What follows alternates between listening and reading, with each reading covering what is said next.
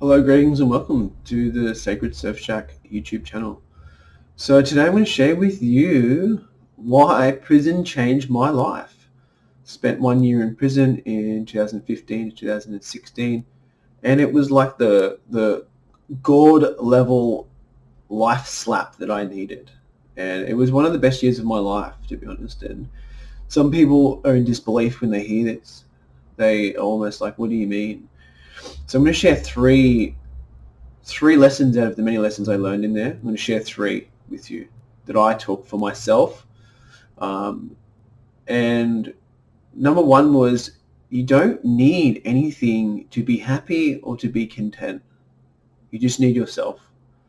And happiness comes from within, and contentment comes from within.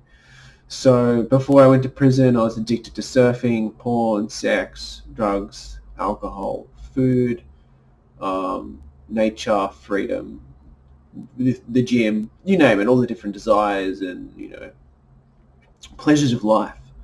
And then when I got thrown into prison, unexpectedly, even though I could sense it was coming, all of it got taken away. The one that really affected me was the technology. Didn't have technology, didn't have a phone, didn't have a computer, didn't have video games, none of that.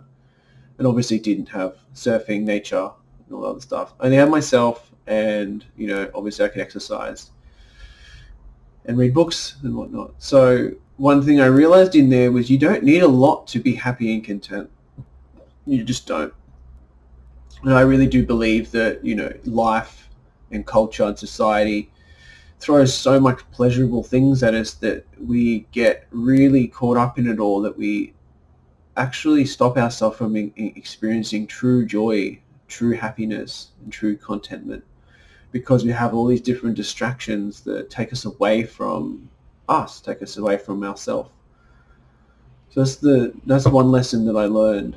Another lesson that I learned in there was the importance of movement and your breath, and how interconnected they are to the present moment, and also, peace, joy, and harmony.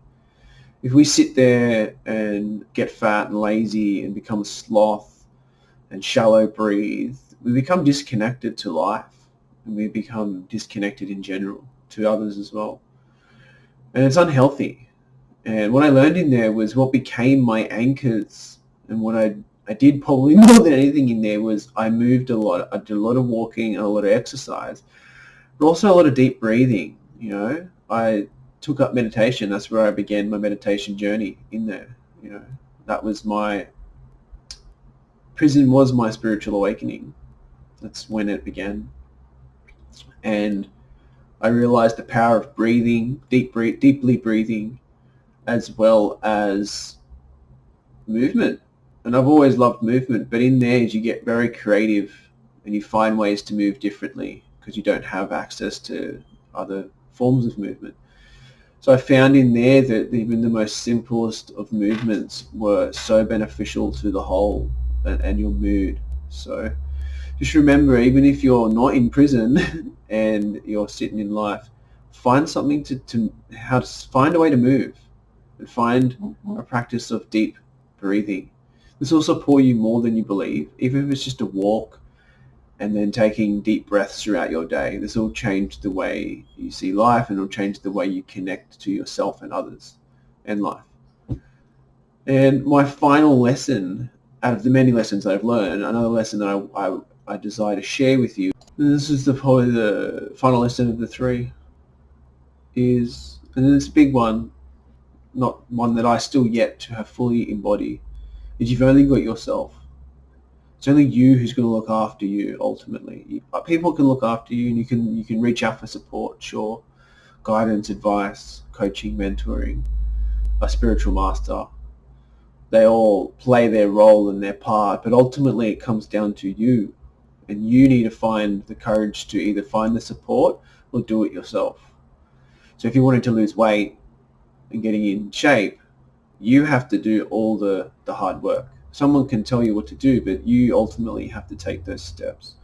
If you want to calm your mind and start to enter peace and stillness, you have to do it. No one's going to do it for you. And that's something I learned in there. Was I started to get a lot more serious with myself and start to uncover why the fuck I landed myself in prison for a year, because it just kind of happened. Obviously, there was things that happened, but it was quite unexpected with, how I thought it was going to play out. But it really stopped me, and I started to really inquire and become curious with what patterns led me to this experience. And that's a big lesson, pattern recognition, dissolving limiting beliefs.